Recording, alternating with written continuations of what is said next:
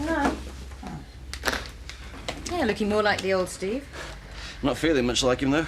Well, from today, you work directly for Laura, so Chris is out of your hair. I wish. That smug face will be sitting across the office from me, bombarding me with threats. Oh, for goodness sake. The police are convinced he's a nutter, and he still hasn't got a shred of evidence against us. Yeah, but the man's relentless. Listen to me. You have nothing to worry about. Are you up to something? You'll see soon enough. And so will Chris. Thanks for letting me stay over. Tell you what, though, your mum and dad are even more boring than mine. They're just parents. Want one? Did you need those from the shop? What a thing to say. How can you smoke first thing in the morning? It always does my throat in. Scared Mummy or Daddy might see you. Like I care. Hey, what do you think you're doing? Having a fag, want one? You're underage. And if you think it's clever to smoke, you should read the side of the packet. It kills you. Give me those back. It's none of your business what I do. Well, that's just where you're wrong. I'm not having you polluting my air. And if I catch you smoking, I'm straight to your mother and father. You want to choose your friends more carefully. Interfering old cow.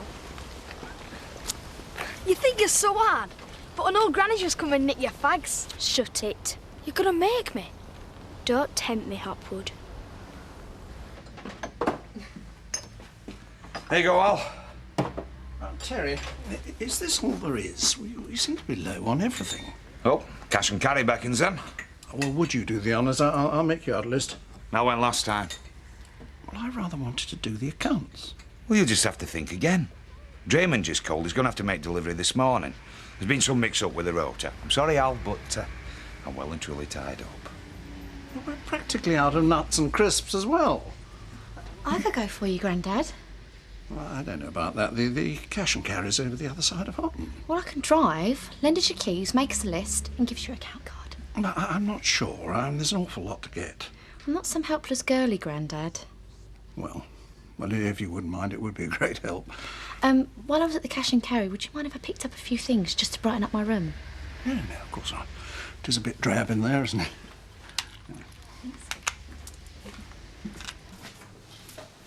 Right, I'm off on my round. Maybe that'll improve the atmosphere in here.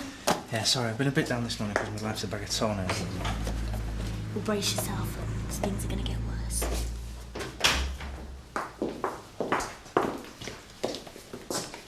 I wondered if we could talk. I think you've said enough. I wanted to apologise.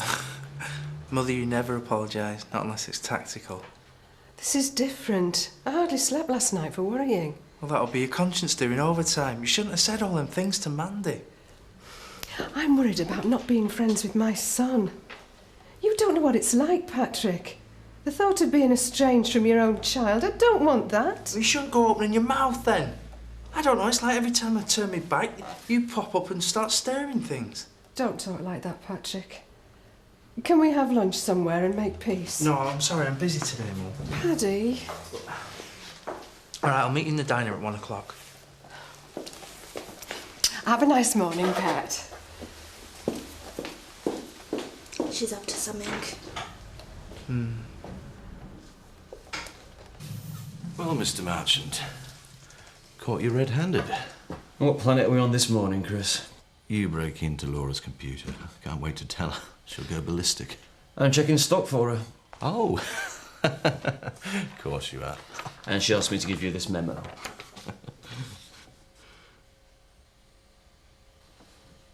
She never consulted me about this. Zoe and Paddy are both out on their rounds, so I stuck the office and answer phone for a bit. Want a jelly baby? Thanks. Welcome to Mandy Dingle's House of Fun. Oh, I'm sorry, I'm just dead depressed about me and Pad. What are you two like? Mum was snooping around again this morning. Why? Her and Paddy are off to the diner for lunch. I hope she chokes. You're well out of it, man. Can you imagine a lifetime as her daughter-in-law? She'd be on at you constantly. I still love him. Get back together, will ya? You're both driving me nuts. You don't understand, Kel. Me and Paddy are finished forever. My Uncle Zach called a meeting and made it crystal clear I had to choose Paddy or the family. And I'm a dingle. No matter how much it's broke my heart, the family has to come first. Well, look on the bright side. You're a single girl again. You and me can have some fun, eh? But still love Paddy.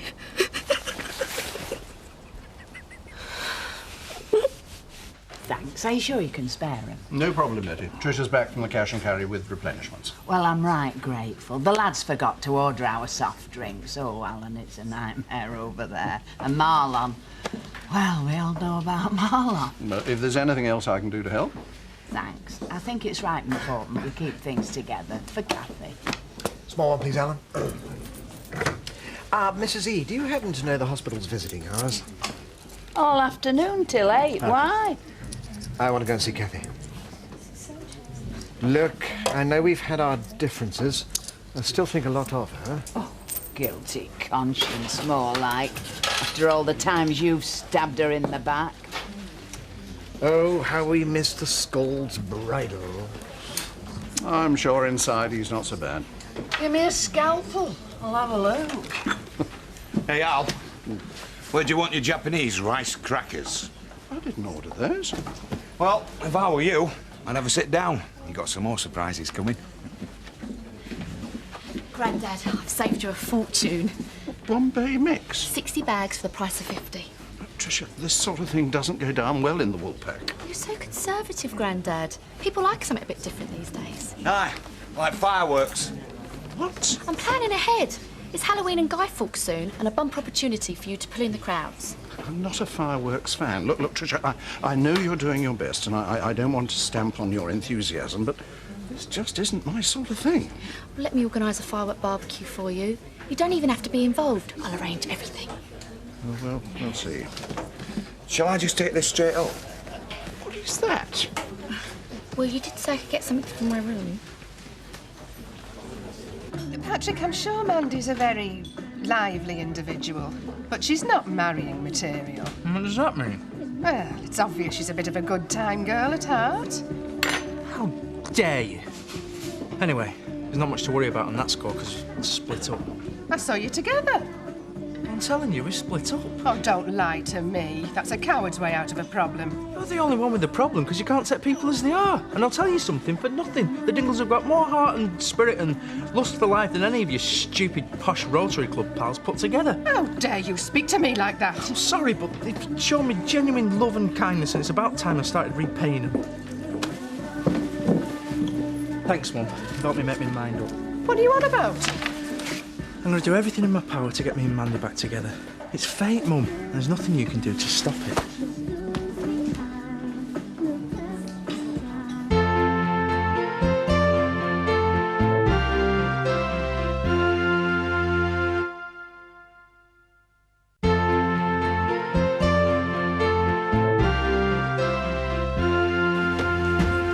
Right, divvy up.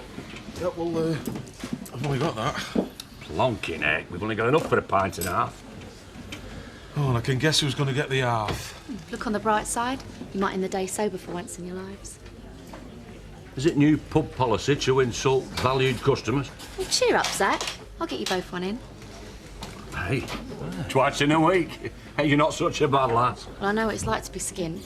Park yourselves, and I'll bring them over. Oh, thanks.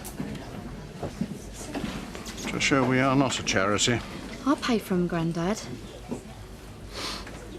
I'm sure these fireworks are safe. Well, they've been making them for thousands of years. I'm sure they've got it right by now. Please get this lot shifted. It's a TV and video, isn't it? No, I just didn't expect you to come back with so much stuff. I'll pay for the telly. No, you won't. I said you should have something to brighten your room, but in future, will you please stick to my list? Whatever. Right, well, I'm off to see Kathy now, so get this lot shifted pronto. Terry's busy with the beer delivery. I'm on the case, Grandad. Right, that's the beer done. I'm off for a break. Sorry. Grandad's last words to me were, make sure Terry gets the cash and carry stuff shifted ASAP. Oh, right. Well, gives an hand then, eh? Well, Grandad said I've got to look after the bar. I'll give you flaming Grandad.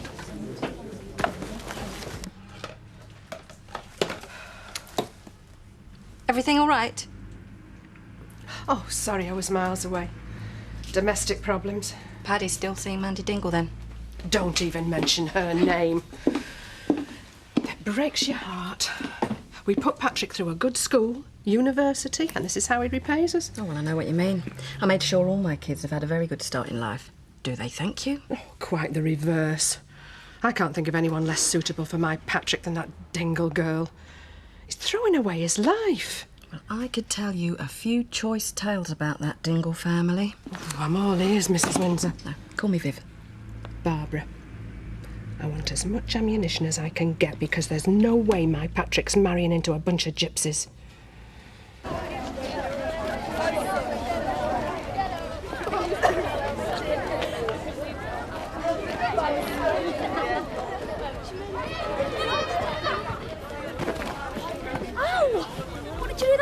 Rotten cow? Well, lucky old me. Give it us back, that's my bus fare. Certainly. If you can prove it's yours. You saw me drop it. Did you see that, Donna? Nope. Then finders keepers. Give it us back. Ah! You're breaking my arm. I don't like your attitude, Hothood. You're a cocky little wimp. Get off! Beg me. No! Beg me. Get off! I'll beg. From now I'll watch your back, because I'm going to make your life hell.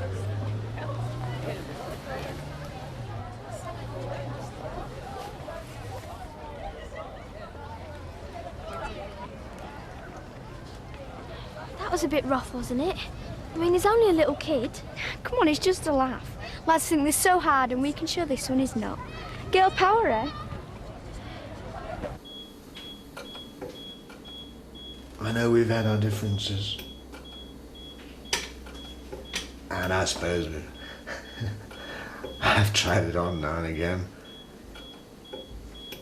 But it was nothing personal. Always strictly business.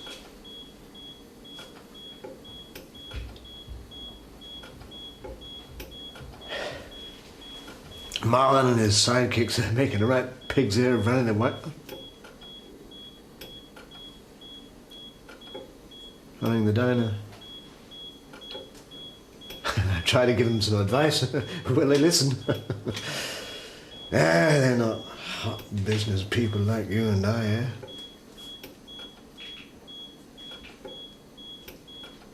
Yeah. Credit where it's due. You certainly turned that place around. Not just a pretty face, are you?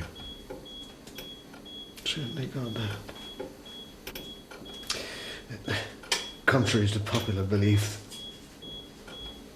I'm not made of stone. This may come as a surprise to you, but I've thought about the prospect of you and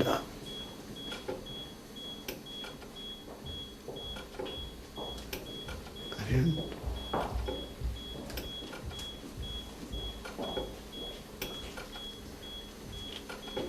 Get better soon. Please.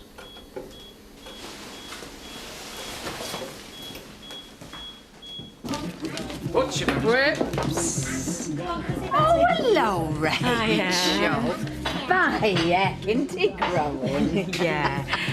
Can I ask you a favour? Far away. Would you mind looking after Joseph for a little while? What now? Yeah, the thing is the lady who normally takes the minutes for the parent-governors meeting, well, she's gone ill, and the head, well, he's pressurising me to take her place. Well, can't you just tell him that you've got a little one to look after? I really, really need to score some brownie points, Betty. It'll only be this once, honest. Sorry, Betty, if you want to work and babysit, you're on your own. Well, it's not convenient, Rachel. We've been very busy. Betty, please. You're my last resort.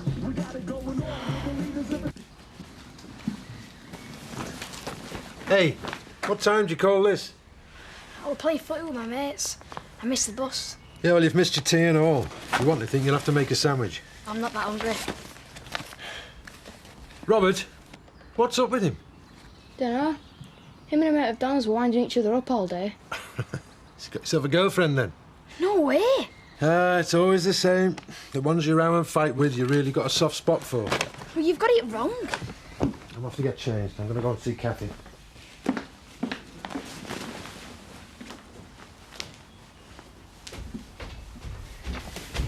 You better keep your gob shut. What's up? Whatever happens in school is our business, not for Jack and Sarah to hear about. I only said about Chelsea giving you some aggro. I reckon she's really got it in for you. Do I look worried? She's just a mouthy cow, all talk. So why were you home late? I lost my bus fare. Lost it? But I saw you with it this morning. I told you, I lost it. Yeah, all right. Oh, don't believe it. Hi, Betty. Hi, Trouble. Oh, dear. His clothes are wet through. Where's Rachel? Well, she's been roped in for something at school last minute and left me in the lurch with this one. Well, that would be the parent-governors meeting. Afraid they usually go on for hours. Oh, that's flipping marvellous, is that? Bang goes me hospital visit. Oh, his clothes are completely soft. Excuse me? All right, all right. I've only got one pair of hands. Look, calm down. Look, I'll give you a hand. What do you want me to do? Well, I know it seems a bit cheeky, but it is an emergency. Could you nip to Rachel's house and get him some clean clothes? I've got a better idea. Why don't I take Joseph home, clean him up, get him ready for bed, then he's out of your hair. Oh, well, I don't know about that. What would Rachel say? Well, I'm hardly a stranger. Rachel's a workmate and a friend. Excuse me? Yeah, well, I'm not sure. Like you said, it's an emergency. Oh, hello, lazy bones. Pint, please, Alan, and Bayek. Do I deserve it? What about me and the lad? Use your own money. I've had to give Rachel something towards the housekeeping. You're blimmin' useless. Two for them and all. You've been doing a bit of building work. I could do with a dash. For your information, I have been sorting us out somewhere to live. Oh, great. Where is it then? In the house? A 3-bedroom semi on the Agincourt estate. I am not living on an estate in the middle of the city. Well, beggars can't be choosers. Well, this one can. Hey, where you off? Oh! You haven't flaming got one! That man's impossible. Oh, Terry, where did you put the new crates of orange juice? Well, Trish didn't bring any back with her. Oh, for heaven's sake, I gave our last lot to Betty. I'm sorry I've been so long. Where is he? Oh, he's round at your place. Who with? Well, your Graham, he took him round a couple of hours ago. He is not my Graham, and you had no right to let him take Joseph. All right, keep your hair on. It's nothing to do with me. Betty was the one looking after him. Well, wait till I see her.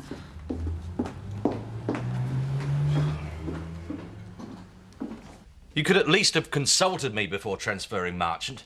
I've had a long, difficult day. I don't need this. You have made me look a laughingstock. I'm meant to be MD. If you can't accept my decisions, then look for another job. Oh, have I arrived at a happy moment? Oh, and don't you look so damn smug. You'll trip yourself up one of these days and I'll be there to turn you into the police. For God's sake, Chris, put on another record. You're right, Laura. Enough's enough. As a lawyer, you must see how potentially damaging these allegations are to me professionally. And the stud farm. And home farm. And what are you going to do about it, stepmama? It wouldn't be good for Home Farm's image if I sued you for slander. Now I've heard it all. Let's all just calm down for a second. Look, they're bluffing. The last thing these two want is me in the witness box. Maybe I should talk to my brief, get the ball rolling. You're a solicitor, Laura. What do you reckon my chances are of getting some hefty damages out of Chris? I really don't think it need come to that. That's up to him. Just remember, Chris, your first loyalty is to Home Farm. Lady Tara's put me in charge, so I'm warning you. From now on, keep your mouth shut. Yeah, right.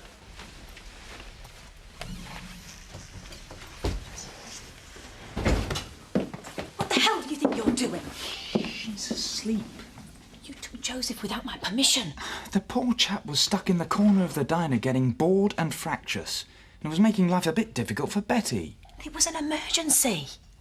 How the hell did you get in here? Betty gave me the key, Rachel. She was rushed off her feet. And Joseph had poured drink all down himself. He needed a change of clothes. What was I to do?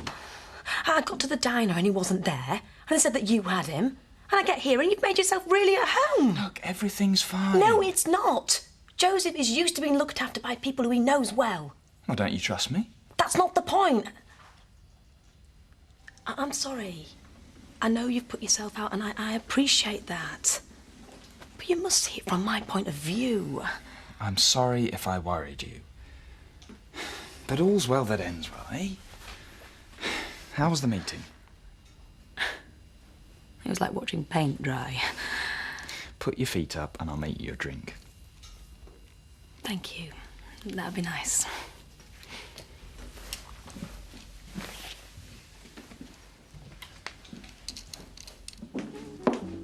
Here you go. Thank you. So what's all this in aid of? Well, show some enthusiasm, Steve. We're celebrating my little masterstroke with Chris. Yeah, although we should talk to me about that first. Winding Chris up just makes things worse. On the contrary, I rather think my threat of legal action has put an end to his troublemaking. What, do you really think that'll shut him up? Well, my threat won't, but Laura will. I mean, from her point of view, his blabbing off about you and me is doing untold damage to the good name of Home Farm. Oh, come on, we both know Chris. This will just make him more determined. You have to sit across from him every day listening to his wind-ups. You can take it. After all, your greatest talent is being able to lie through your teeth. Look, all we have to do is sit tight and wait. There is no evidence. They have no witnesses. We're in the home straight, Steve. Cheers. Cheers. Oh, poor little poppet. She's as cold as a mother-in-law's kiss. Do you think I should ask them for another blanket? Oh, I think they know what they're doing, Betty. I suppose you're right. Do you reckon it's a vermilion day? Sorry, you've lost me. Well, Cathy always takes so much care with her appearance. I thought I'd give her a dab of lippy. Sweep of eye, she had to make her look nice. Well, more like the old Cathy. Then it's a vermilion day. Oh, you are lucky, Jack. You've got two smashing kids. And Andy's not a bad one. Me, I'm never blessed with children. Don't think I'm daft, but Cathy's become almost like a daughter to me. I'll tell you something. No one thinks more of you than Cathy does. Why should this have to happen to Cathy? She hasn't got a bone in her body.